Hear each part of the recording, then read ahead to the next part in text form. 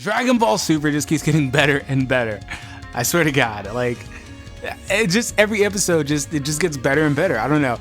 Episode 16, you guys are gonna get tired of me saying every episode's my favorite, but it's not my favorite, but it is definitely top 3 favorite for me. I don't even know. Like, the episodes are just good in general. Like, Dragon Ball Super is doing comedy the right way. I'm loving the interactions between the characters. I'm loving the blend between action and comedy. They had action for like 10 straight episodes, and they're taking a hiatus from the action to explain what happened in the time skip between Battle of Gods and Resurrection F, while also implementing a lot of comedy, and I'm just enjoying it. It's great. It's great.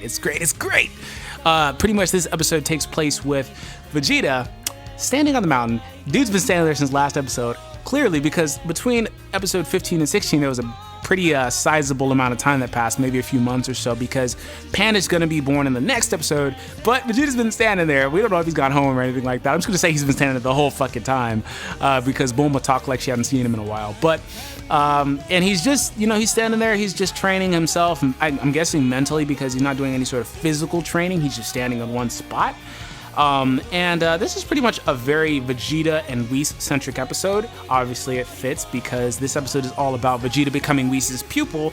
So pretty much what happens is, while Vegeta's standing there, Goku is back to being a radish farmer again, because Chi-Chi's like, no! She's grabbing this guy by the nuts. She's like, no. You're staying here, you're working. Because like I said last review, she essentially spent all that money that Goku got, that 100 million Zenny, I believe it was. So yeah, she's grabbing this guy by the nuts, making him work, and Krillin shows up. He was like, Goku, we started together. And this is similar to what happened in Dragon Ball GT. I love that moment where old Kururin is on Kame-sama's, not Kame-sama, the Kame House's planet, and island, you know what I'm saying? And Goku shows up there. He's like, before he leaves, he shows up with Krillin. He's like, man, all those times, man, we came such a far way, such a long way. I don't know. It just gave me the same feeling, because that last episode of Dragon Ball GT where Goku leaves, it just, it always made me a little bit emotional. But anyways, back to Dragon Ball Super. They had a lot of nostalgia there, and it was great, because I'm actually rewatching Dragon Ball, the initial series, right now, and I really enjoyed them reanimating the Dragon Ball. It just looked kind of weird, because I seen the stuff that they did in the flashback there, like literally like last week, so it just looked really different comparing them to, but I really enjoyed it. It was really, really interesting. They showed, Krillin being a jackass to Goku, stealing the rock that Roshi threw into the fucking forest. Goku didn't even get to eat that day. It just, like, those guys it really did start with them, obviously Goku and Bulma, but it started with him and Krillin. Krillin's his best friend, so Krillin wanted to get Goku's permission, and he wanted to get his permission to quit martial arts without asking his permission. He wanted to make sure that he was making the right decision, to say the least. So he had Goku punch him to see how much further ahead of him Goku is, because at this point it doesn't really make sense for Krillin to continue fighting. Obviously he's a cop in Resurrection F, so obviously that's why. So Goku punches him, and he knocks him all the way to the other side of the planet. And Goku issued transmissions there to try to catch him, and he's hella off. I mean, that's some incredible hand-eye coordination, Goku. I don't even know what to say about that shit. And Krillin, like I said, he's just giving up fighting. It's nothing big. He's not a fighter. He was a fighter, but the Earth doesn't need him to be a fighter anymore. Literally, the funny thing is, Earth doesn't need anybody but Goku and Vegeta to be fighters anymore. You can take that however you want to take it. Obviously, as Gohan fans are not okay with that, but, it is what it is. They don't need anybody but Goku and Vegeta at this point. So then we get back to Vegeta and Whis at this point. Turns out that Whis has been coming to Earth consistently to dine with Bulma. Bulma's been trying to make friends with Whis, so if anything happens with Beerus and he gets mad, at least Whis will be able to deter him to where maybe he won't destroy the Earth, or at the very, very least, he'll spare Bulma's family, including Vegeta. So she's got a master plan there, and it turns out, like I said, she's been dining with Whis, consistently showing him all the best food, taking him to all the best restaurants, and Vegeta finds out, because he had been on that mountain, like I said, for a long time. He didn't even know Whis was coming out here, and he was like, hold on, Whis, take me to Beerus now, I need to fight him. And Whis was like, no. And then Bulma pulled him to the side, like, what are you talking about? You can't beat him. And then she was like, even Goku lost. He was like, you really know how to hit where it hurts, don't you little bitch? And he didn't say all that, but she really rubbed it in his face, though. That's hella unwife-like. Oh, slap that hoe. I'm just playing. Damn, get back to rated G, D free.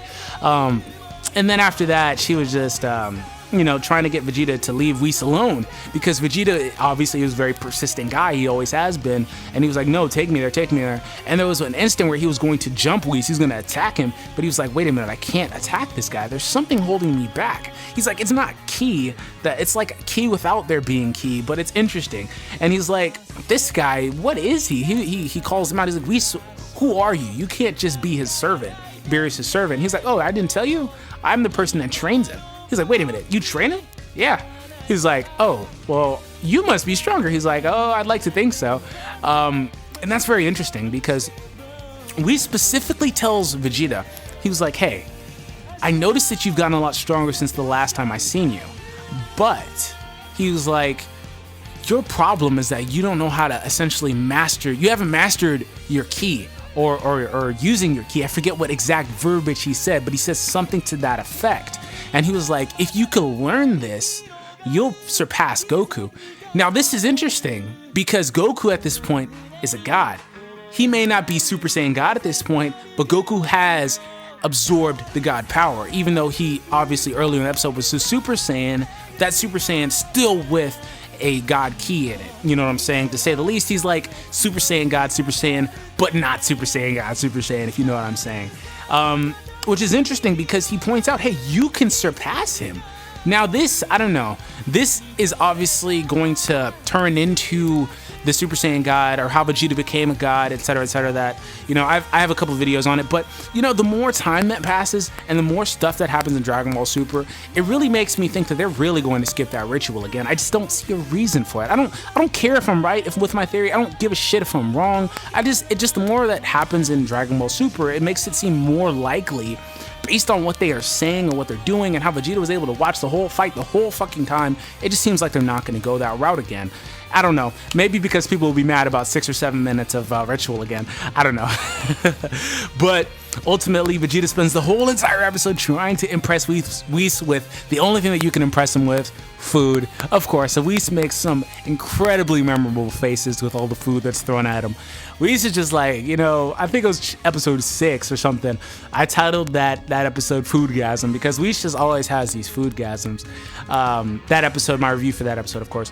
So at the end, turns out that none of the delectable stuff is what persuades Whis. What persuades Whis is the same thing that persuaded Champa in the manga chapter 5, and they're like, this is the best food on earth. Instant ramen. All you have to do is put hot water in it.